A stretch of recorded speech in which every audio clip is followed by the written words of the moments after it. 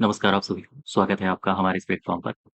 आज के इस टॉपिक में हम लोग 73rd कॉन्स्टिट्यूशनल अमेंडमेंट एक्ट पढ़ेंगे और ये 73वां संविधान संशोधन अधिनियम ये पंचायती राज से संबंधित है। और इसमें जो आदेशात्मक उपबंध हैं और स्वविवेकी उपबंध हैं, इनके बारे में चर्चा करेंगे। इससे पहले मैंने आपको 74th कॉन्स्टिट्यूशनल अमेंडमेंट में कौन-कौन से आदेशात्मक और कौन-कौन से स्वविवेकी उपबंध हैं, उनके बारे में जानकारी दी थी। इससे पहले मैं इसको शुरू करूँ, मैं आपको बता दूँ मॉक टेस्ट अगर आपको जॉइन करना हो, तो मॉक टेस्ट की श्रृंखला को आप जॉइन कर सकते हैं। इसमें आपको हर संडे को मॉक टेस्ट होता है, इसके बाद इन्हीं क्वेश्चन्स का डिस्कशन होता है वृहद रूप से। मॉक टेस्ट आपको पीडीएफ फॉर्म में दिए जाते हैं, साथ ही साथ इनको आप डाउनलोड भी कर सकते हो, प्रिंट भी निकलवा सकते हो। इसमें आपको जैसा आपका सिलेबस है, वैसा ही लगभग मॉक टेस्ट आपका कराया जाता है। तो इसमें बहुत सारे आपको नए-नए क्वेश्चन्स मिलेंगे, जो मार्केट में और कहीं नहीं मिलेंगे, तो इसको आप लोग एक बार ज़रूर जॉइन करिए, ठीक है? 73rd कॉन्स्टिट्यूशनल अमेंडमेंट एक्ट में वापस आइए, पंचायती राज में आदेशात्मक और स्वविवेकी उपबंध क्या होते हैं? तो मैं आपको बता दूँ संविधान में जिनके बारे में कंप्लीटली मेंशन होता है, कंप्लीटली का मतलब है जैसे बहुत सारी बातें संविधान में स्पष्ट रूप से दी गई हैं कि वित्त आयोग का गठन होना चाहिए प्रत्येक 5 साल में। 73rd कॉन्स्टिट्यूशनल अमेंडमेंट एक्ट जैसे ही लागू हो उसके 1 साल के अंदर-अंदर पहला वित्त आयोग हर राज्य बना ले। तो ये आदेश दिए जा रहे हैं, ये आदेश पूरे करने ही होंगे और इस तरह के जो भी प्रावधान होंगे कि राज्य निर्वाचन आयोग का गठन होना ही चाहिए, ठीक है? ग्राम सभा का गठन होना ही चाहिए, ग्राम सभा की स्थापना होनी ही चाहिए। 20 लाख अगर आबादी है किसी क्षेत्र की किसी राज्य की 20 लाख से अगर ऊपर की आबादी है तो वहाँ पर त्रिस्तरीय पंचायत की व्यवस्था होनी ही चाहिए। तो इस तरह के जो आदेश दिए जाते हैं, ये आदेशात्मक उपबंध में आएँगे। स्वविवेकी उपबंध कौन-कौन से होते हैं? जिनको ऐसे उपबंध या ऐसे रूल्स या ऐसी बातें जो राज्य के ऊपर छोड़ दी जाती हैं। जैसे कि पंचायतों को कौन-कौन से पंचायतें टैक्स लगा सकती हैं, उनके बारे में राज्य विधानमंडल कानून बनाएगा, तो वो स्वविवेकी उपबंध में आ जाएगा। ठीक है? इसके अलावा और कौन-कौन से आते हैं जैसे आपने आरक्षण के बारे में सुना होगा, पंचायतों में आरक्षण दिया जाता है। 1/3 आरक्षण महिलाओं को तो होना ही चाहिए, ये तो आ गया आदेशात्मक उपबंध में कि 1/3 से कम नहीं होगा, ये आदेश हो गया। लेकिन स्वविवेकी होता है कि 1/3 से आरक्षण ज़्यादा दिया जाएगा महिलाओं को या कम दिया जाएगा, वो स्वविवेकी उपबंध में आ जाता है, ठीक है? वो राज्य स्वयं निर्णय लेगी उसके बारे में। तो यही कुछ उपबंध हैं जिनके बारे में हमें पढ़ना है। सबसे पहले आदेशात्मक उपबंध देखो, सबसे पहला आदेशात्मक उपबंध है, ग्राम सभा स्तर पर ग्राम सभा स्थापित हो। बिल्कुल, ये आदेश दिया जा रहा है, होना ही चाहिए। इस ग्राम सभा में पंचायत क्षेत्र के अंतर्गत आने वाले लोग शामिल होंगे, बिल्कुल ठीक है। लेकिन पंचायत क्षेत्र के अंतर्गत आने वाले लोग तो शामिल होंगे, वो कैसे होंगे? जिनके नाम निर्वाचक नामावली में हों। कोई भी ग्राम सभा होती है, ग्राम सभा किन लोगों को मिला के बनी होती है? ग्राम सभा में वही लोग तो शामिल होते हैं, जो गाँव के निवासी होते हैं, 18 प्लस होते हैं और इनका नाम निर्वाचक नामावली में होता है। ठीक है? तो वही बात कह रहा है कि ग्राम सभा की स्थापना हो, साथ ही साथ ग्राम सभा में ऐसे लोग आएँगे जिनका नाम निर्वाचक नामावली में हो। ये अनिवार्य है, ये करना ही होगा राज्य को, अर्थात ये आ गया आदेशात्मक उपबंध में। और कौन से हैं? आबादी 20 लाख से ज़्यादा हो, तो त्रिस्तरीय पंचायती राज व्यवस्था का गठन होना चाहिए। आबादी 20 लाख से ज़्यादा हो, मतलब आप ऐसे समझो, ये आपका ये आपके स्तर हैं, ठीक है? ये 2 स्तर ग्राम पंचायत, क्षेत्र पंचायत और जिला पंचायत, ये स्तर हो गए। अब ये आपका पूरा का पूरा स्टेट है जहाँ पर ग्राम भी होते हैं, क्षेत्र पंचायत भी होता है और जिला पंचायत भी होती है। तो ऐसा राज्य जहाँ की आबादी 20 लाख से ज़्यादा है, वहाँ ये 3 स्तर आपको देखने को मिलेंगे। ग्राम पंचायत भी देखने को मिलेगा, क्षेत्र पंचायत भी देखने को मिलेगा और जिला पंचायत। ये साफ-साफ कहा गया है कि अगर 20 लाख से ज़्यादा आबादी है, तो 3 स्तर बना दो। तो इस स्थिति में मुझे ये बताओ कि ये जो पूरा का पूरा प्रावधान है, ये कैसा हो गया? आदेशात्मक उपबंध। इसके अलावा पंचायत की सभी बैठकों में वोट डालने के पंचायत की जो सभी बैठकें होती हैं, उन बैठकों में वोट डालेंगे और ऐसी स्थिति में ध्यान दो, मैं ऐसे बताता हूँ इसको। देखो, ये पंचायत है। इस पंचायत में आप होंगे, आपका प्रधान होगा और प्रधान के अलावा अन्य सदस्य भी होंगे, ठीक? ये है आपका ग्राम पंचायत। ध्यान देना, जस्ट वेट मैं इसको अलग एक और फिगर बना के बताता हूँ।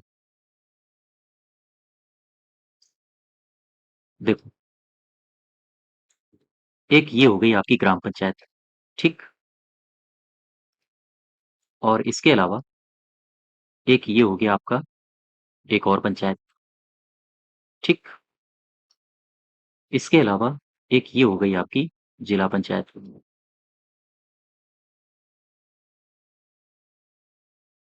ध्यान दो, ये है आपकी ग्राम पंचायत, ये है आपकी क्षेत्र पंचायत और ये है आपकी जिला पंचायत।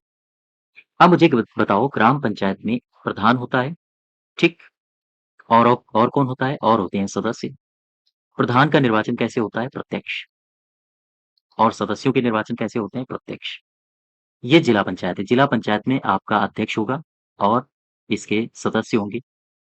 जो सदस्य होंगे उनका निर्वाचन होता है अप्रत्यक्ष, और जो अध्यक्ष होता है उसका निर्वाचन होता है, सॉरी, जो सदस्य होते हैं उसका निर्वाचन होता है प्रत्यक्ष।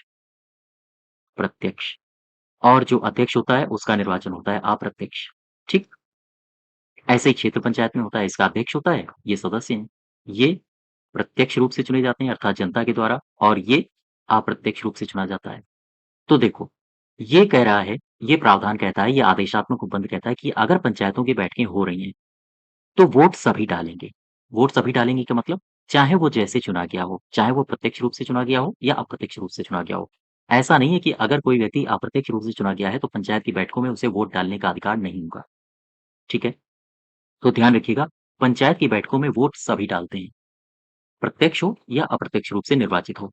तो ये कैसा उपबंध हो गया? ये हो गया आदेशात्मक उपबंध, कि किसी को भी वोट डालने से मना नहीं किया जाएगा, इस आधार पर भी नहीं कि वो प्रत्यक्ष या अप्रत्यक्ष रूप से चुना गया है।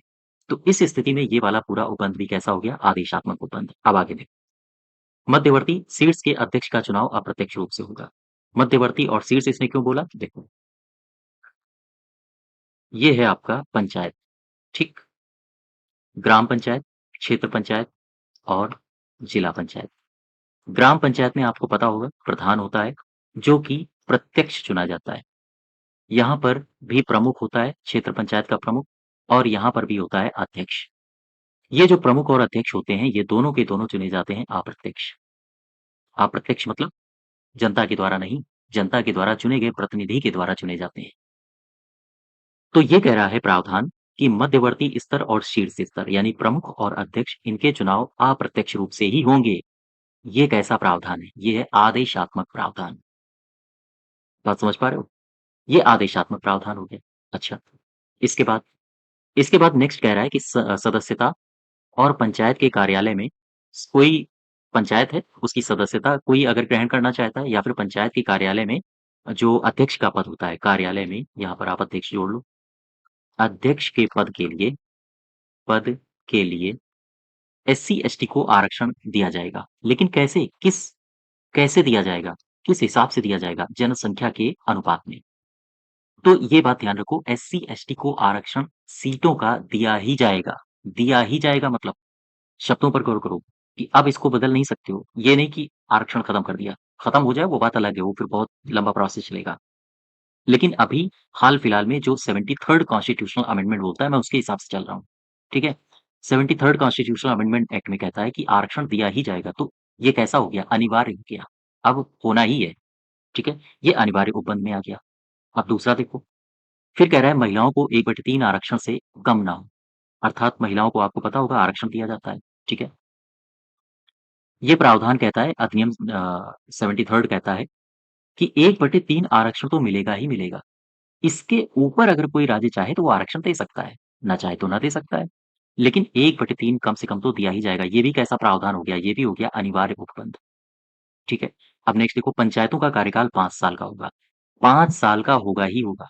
अपनी प्रथम बैठक से 5 साल का इनका कार्यकाल होता है। ये भी अनिवार्य है। अब दूसरी बात समझो, अगर पंचायतों का विघटन हो जाता है, तो साफ-साफ लिखा है प्रावधान में, 73rd कॉन्स्टिट्यूशनल अमेंडमेंट एक्ट में, कि 6 महीने के अंदर-अंदर चुनाव होने ही चाहिए। इससे ज़्यादा डिले नहीं कर सकते हो। तो ये भी कैसा हो गया? ये भी हो गया अनिवार्य उपबंध।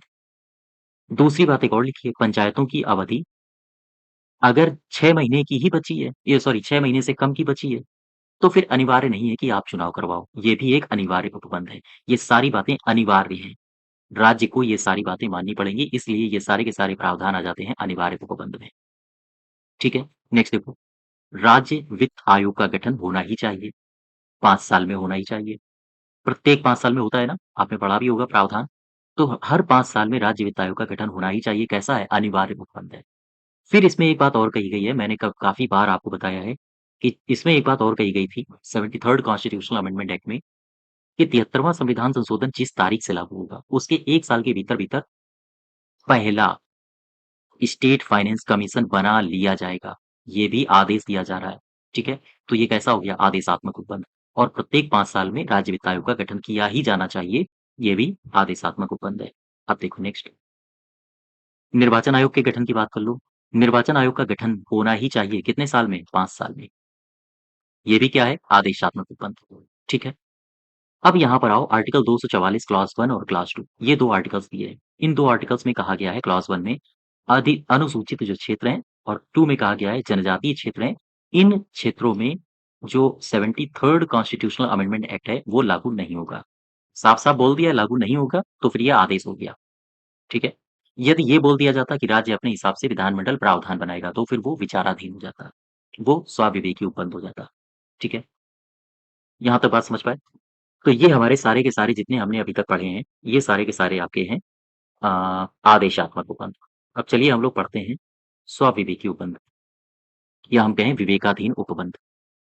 देखो, वित्त आयोग संबंधी अन्य प्रावधान। मैंने अभी आपको बताया कि स्टेट फाइनेंस कमीशन का गठन होना ही चाहिए। ये आदेशात्मक हो गया। State finance commission 73rd constitutional amendment act लागू होने के 1 साल के भीतर-भीतर बना लिया जाए पहला वाला। ये भी आदेशात्मक हो गया। लेकिन अब देखो कह रहा है कि वित्त आयोग संबंधी अन्य प्रावधान जैसे स्टेट फाइनेंस कमीशन बना लिया। अब स्टेट फाइनेंस कमीशन की संरचना में कितने यहाँ पर एक अध्यक्ष होगा, 2 सदस्य होंगे, इसमें कितने क्या इसकी संरचना होगी, इसके बारे में प्रावधान विधानमंडल करेगा, ठीक है? तो इस प्रकार की जो भी बातें होंगी, जो भी क्रियाकलाप होंगे, उनके बारे में अगर कोई काम होगा, तो वो काम विवेकाधीन उपबंध में आ जाएगा, ठीक? नेक्स्ट टैक्स में परिवर्तन, गाँव पंचायतें अभी सपोज़ करो मेले में टैक्स लगाती हैं, कल को राज्य सरकार आदेश जारी कर दे और कह दे कि अब आप आज से आप मेले में टैक्स नहीं लगाओगे। तो ऐसी स्थिति में जो परिवर्तन कर सकते हैं, किए जा सकते हैं, उन परिवर्तनों को स्वविवेकी उपबंध के अंतर्गत ला दिया गया है। अर्थात टैक्स में परिवर्तन हो सकता है, ये स्वविवेकी उपबंध है, ठीक है? पंचायत की शक्तियाँ और उत्तरदायी। पंचायत की शक्तियों में कौन-कौन सी शक्तियाँ आती हैं? मैंने कहा था भूमि अधिग्रहण करने की शक्ति। कल को ये राज्य विधानमंडल शक्ति छीन ले, तो शक्ति खत्म हो जाएगी। अब ऐसी स्थिति में पंचायतों के उत्तरदायित्व क्या होते हैं? स्ट्रीट लाइट्स वगैरह सब चेक करना, लगवाना। कल को ये सारे के सारे अधिकार छीन ले, तब क्या होगा? तो ये क्या है? ये विवेकाधीन है। जब तक नज़र में है, तब तक अधिकार हैं, एन्जॉय करो। जिस दिन दिमाग खराब हुआ सरकार का, स्टेट का, तो वो सारे के सारे आपसे अधिकार छीन भी सकती है। ये विवेकाधीन उपबंध हो गए। इसके अलावा पंचायतों में ओबीसी को आरक्षण, आपको पता होगा एससी को तो आरक्षण मिलेगा ही मिलेगा पंचायतों में, एसटी को मिलेगा ही मिलेगा, महिला को 1/3 मिलेगा ही मिलेगा। लेकिन ओबीसी के लिए साफ-साफ कहा गया है कि विधानमंडल अपने हिसाब से काम कर सकती है। ये विवेकाधीन है। अभी विधानमंडल ने 27% आरक्षण दे रखा है। कहने का सीधा-सा आशय है कि पंचायतों में जो ओबीसी को आरक्षण है, देगा, नहीं देगा, कितना देगा, वो सारा का सारा किसका मसला है, वो राज्य का, विधानमंडल का। विधानमंडल इसके संबंध में उपबंध बना सकता है, ठीक है? तो ये कैसा अधिकार हो गया? ये स्वाविवेकी अधिकार हो गया। अगला देखो, ग्राम पंचायत स्तर पर अध्यक्ष के चुनाव का माध्यम क्या होना चाहिए? ग्राम पंचायत स्तर पर अध्यक्ष के चुनाव का माध्यम क्या होना चाहिए? इसके इसके बारे में उपबंध बनाने की शक्ति भी राज्य विधानमंडल को है। अर्थात ग्राम पंचायत स्तर पर जो अध्यक्ष का चुनाव होता है, वो विहित रीति के द्वारा उसी अनुसार होता है जैसा विधानमंडल सुझाती है। तो ये भी कैसा हो गया? विवेकाधीन उपबंध हो गया। ग्राम सभा की शक्ति और कार्य, ग्राम सभा की शक्तियाँ क्या हो सकती हैं? ग्राम सभा की कौन-कौन से और कार्य उनमें ऐड किए जा सकते हैं, उसको दिए जा सकते हैं ग्राम सभा को। ग्राम सभा में कौन-कौन सी शक्तियों को बढ़ाया जा सकता है, किन-किन शक्तियों को ग्राम सभा से छीना जा सकता है। ये सारा का सारा प्रावधान आपका विधानमंडल का है। वो अपने हिसाब से नियम, कानून, कायदे बना सकती है। इसका मतलब क्या हुआ? इसका मतलब ये हो गया कि ये है स्वविवेकी उपबंध। ठीक है? ये सारी बातें क्लियर हो गई? तो ये 73rd कॉन्स्टिट्यूशनल अमेंडमेंट एक्ट था, जिसमें आपने स्विवेकी आदेशात्मक और स्वविवेकी उपबंधों के बारे में जाना। चलते-चलते एक बार फिर मैं आपसे बता दूँ, मॉक टेस्ट की श्रृंखला चल रही है। आप इसको चाहें तो जॉइन कर सकते हैं। ठीक है? धन्यवाद।